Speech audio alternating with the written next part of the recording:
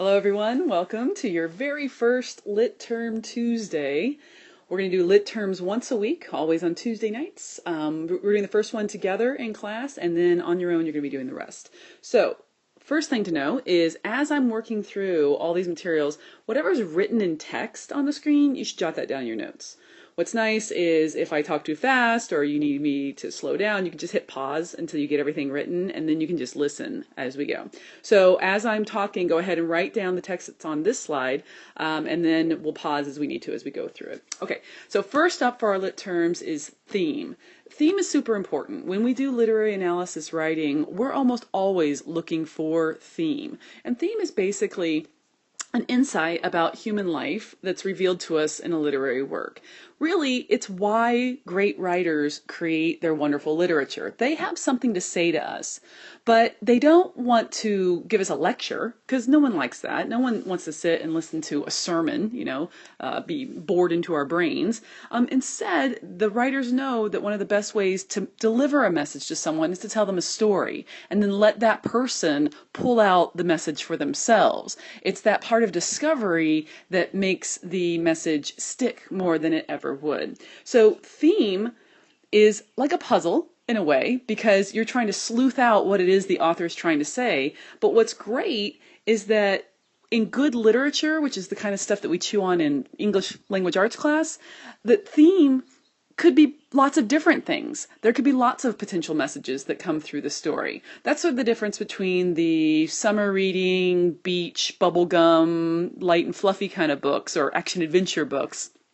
Some of those bestsellers that are great, they're enjoyable. I sort of think of them as like cotton candy, right? They're sweet and they melt on your mouth, and you have a little sugar rush from them, but they're not substantial. They're not going to teach you much or stick with you like a good, steak and potato dinner would. So the literature that we do is more meat and potatoes. It's much less cotton candy and gummy bears. Although I think in every diet there should be some of all of that. So read lots of different things. But for literature, we're looking for stories that have something important to say about what it means to be human. So when I ask you about theme this year, you should be asking yourself, what is the writer saying to me? That's what theme is. What's the message that you're pulling out of the work?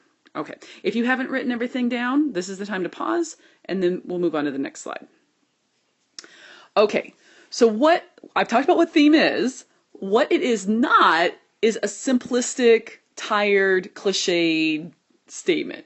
So you have to be really careful, because young writers come into my class and oftentimes they think that theme is like a motif. It's just one word that they want to say, the theme of the story is friendship, or the theme of the story is bravery.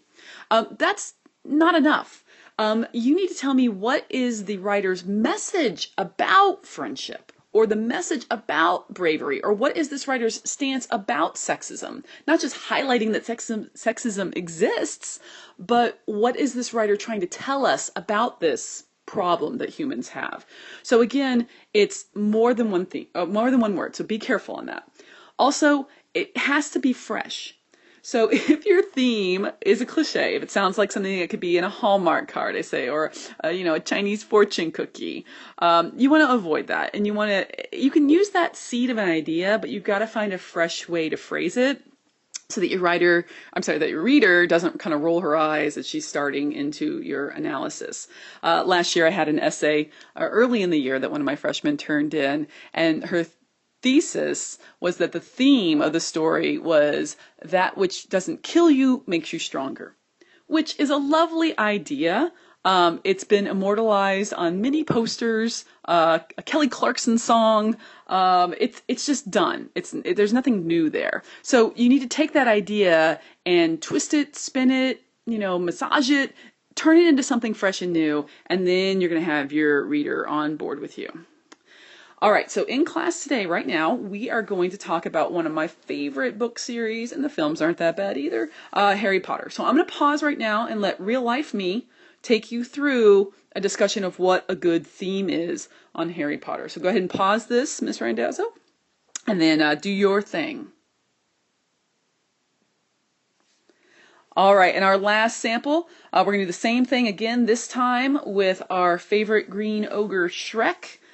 Let's work as a class to figure out what a really solid theme is that's not a cliche, it's not tired, it's got some legs and could carry us a bit.